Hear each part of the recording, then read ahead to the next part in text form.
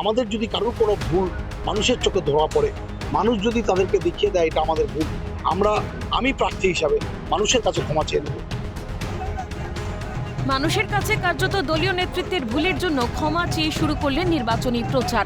প্রাক্তন বিধায়কের ভুলের জন্য ভোট চাইতে বেরিয়ে ক্ষমা প্রার্থনা করলেন মালদা ইংরেজবাজারের তৃণমূল প্রার্থী আশিস কুণ্ডু।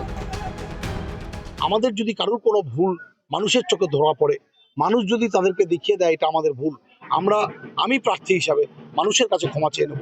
নতমস্তকে মানুষের কাছে ক্ষমা চেয়ে নিয়ে মানুষ যেভাবে পথ দেখাবে সেই পথে আমরা চলব।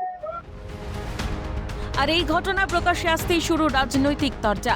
শাসক শিবিরকে একযোগে আক্রমণ শানালো বিজেপি সিপিএম।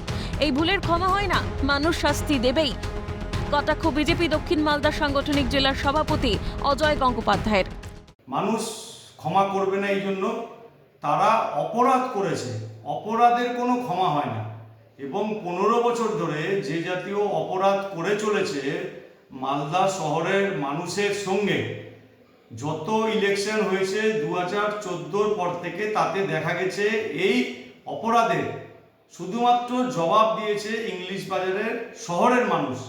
তাই যত লিফলেট বিলি হোক, যত ক্ষমাপ্রার্থী হোক, অপরাধের কোনো ক্ষমা নাই।